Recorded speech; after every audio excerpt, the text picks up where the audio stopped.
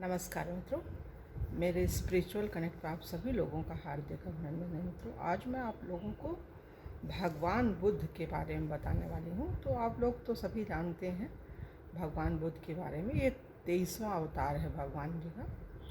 तो चलिए मित्रों, हम लोग शुरू करते हैं भगवान बुद्ध के बारे में। और उससे पूर्व मित्रों एक अनुरोध है, यदि आप लोगों ने मेरे स्पिरिचुअल कनेक्ट को सब्सक्राइब न किया हो तो इसे सब्सक्राइब कर लीजिए और ज़्यादा से ज़्यादा लोगों को शेयर भी कीजिए मित्रों, जिससे सबका भला हो। क्योंकि एक सामान्य ज्ञान है जिसका ज्ञान हर व्यक्ति को होना चाहिए। जो विशेष लोग हैं, पढ़े लिखे हैं, जिनकी रुचि है वो तो पढ़ते हैं, और जिन लोगों को ये ज्ञान नहीं है तो उन तक भी पहुंचना चाहिए कि हमारे जो 24 अवतार हुए हैं उनमें से ये 23वां अवतार भगवान बुद्ध हैं।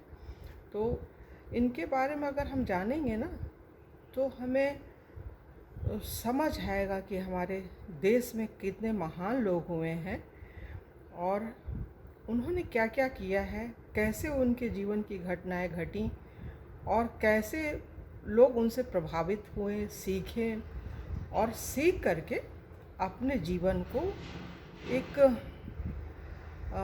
अच्छा बनाने की कोशिश किया। और किए भी बहुत से लोग। उनके आनंद थे, भाई ही थे।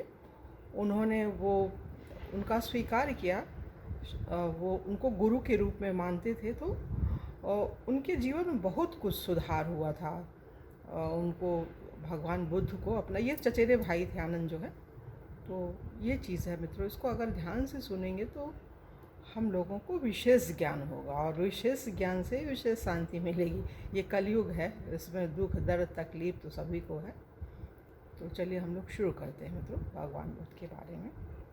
बौद्ध धर्म के प्रवर्तक महाराज शुद्धोधन के यशस्वी पुत्र गौतम बुद्ध के रूप में ही श्री भगवान अवतरित हुए थे। मतलब भगवान का ही श्री हरि विष्णु भगवान के ही अवतार थे ये 23वें।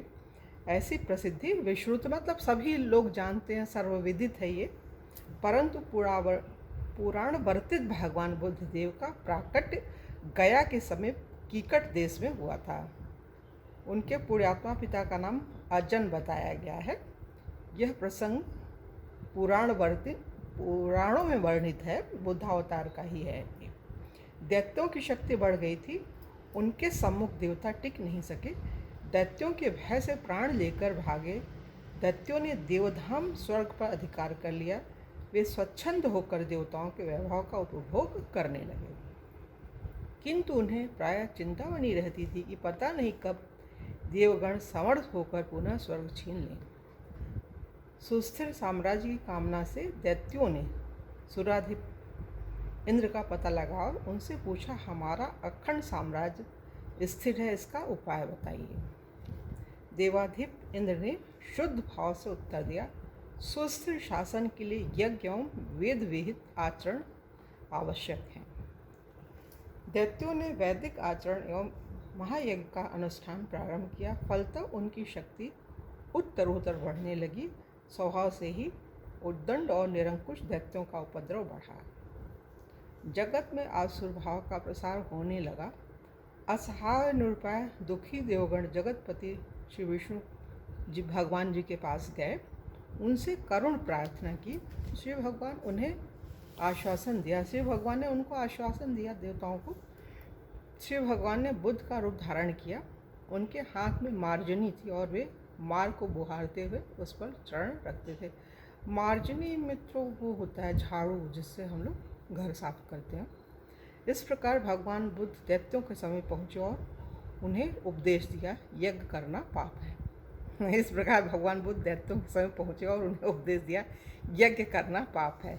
यज्ञ से जीव हिंसा होती है। यज्ञ की प्रज्वलित अग्नि में ही कितने जीव भस्म हो जाते हैं। देखो, मैं जीव हिंसा से बचने के लिए कितना प्रयत्नशील रहता हूँ। पहले झाड़ू लगाकर पथ स्वच्छ करता हूँ, तब उस पर पैर रखता हूँ। सन्यासी बुद्ध के उपदेश से दैत्यगण प्रभावित हुए। उन्होंने यज्ञ एवं वैदिक आचरण का परित्याग कर दिया। परिणाम स्वरूप कुछ ही दिनों में उनकी शक्ति क्षीण हो गई। फिर क्या था, देवताओं ने उन दुर्बल एवं प्रतिरोधहीन दैत्यों पर आक्रमण कर दिया। असमर्थ दैत्य पराजित हुए और प्राण रक्षार्थ यत्र तक भाग खड़े हुए। देवताओं का स्वर्ग पर पुनः अधिकार हो गया। इस प्रकार सन्यासी के वेश में भगवान बुद्ध ने त्रैलोक्य का मंगल किया। कलयुग में बौद्ध धर्म के प्रवर्तक के रूप में गौतम बुद्ध ने जन्म लिया। श्री बुद्ध जी का बचपन का नाम सिद्धार्थ था। ये स्वभाव से बड़े दयावान थे।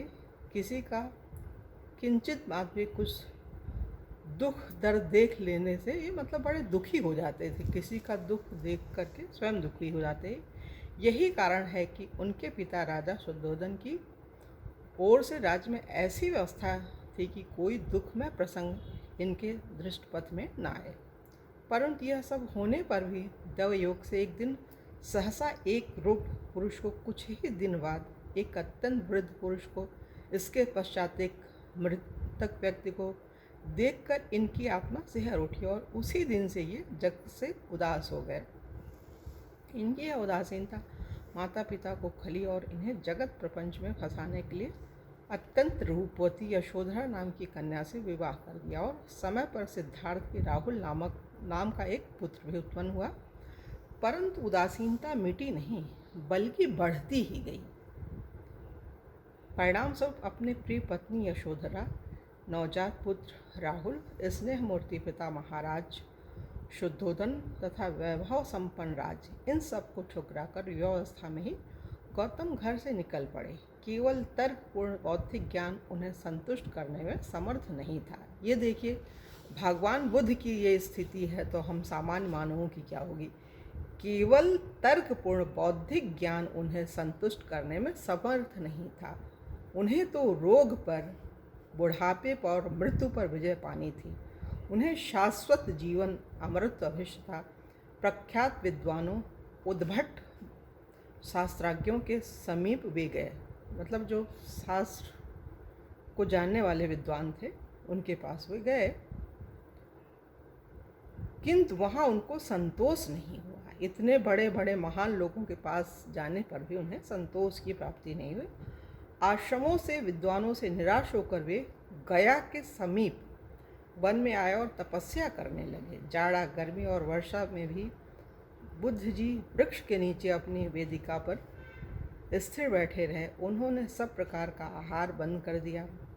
दीर्घकालीन तपस्या के कारण उनके शरीर का मांस और रक्त सूख गया। केवल हड्डियां, नसें और चर्म ही शेष रह गया। गौतम का धैर्य अविचल था। कष्ट क्या है इसे वे अनुभव ही नहीं करते थे, किंतु उन्हें अपना अभिष्ट प्राप्त नहीं हो रहा था। सिद्धियां मंडराती, परंतु एक सच्चे साधक, सच्चे मुमुक्षु के लिए सिद्धियां बाधक हैं। अतः गौतम ने उन पर दृष्टिपात ही नहीं किया। एक दिन जहाँ गौतम तपस्या कर रहे थे, उस स्थान के समीप के मार्ग से कुछ स्त्रियां गाती बजाती निकली। वे जब गौतम की तपोभूमि के पास पहुंची तब एक गीत गा रही थी, जिसका आशय था, सितार के तारों को ढीला मत छोड़ो, नहीं तो वे बेसुरे हो जाएंगे, परंतु उन्हें इतना खींचो भी मत कि वे टूट जाए। गौतम के कानों में वह संगीत ध्वनि पड़ी। उनकी प्रज्ञा में सहसा प्रकाश आ गया। साधना के लिए केवल कठिन तपस्या ही उपयुक्त नहीं है, संयमित भोजन एवं नियमित निद्रा आदि व्यवहार भी आवश्यक है। मतलब कहने का तात्पर्य ये है कि हम कितने भी विद्वान हो, किसी भी व्यक्ति से हम सीख सकते हैं, यदि हमारा विवेक जो है हमको जागरूक करता है। विवेक होता ही है भगवान का स्वरूप। विवेक है तो मतलब भगवान है, वो भगवान के अवतार तो थे ही।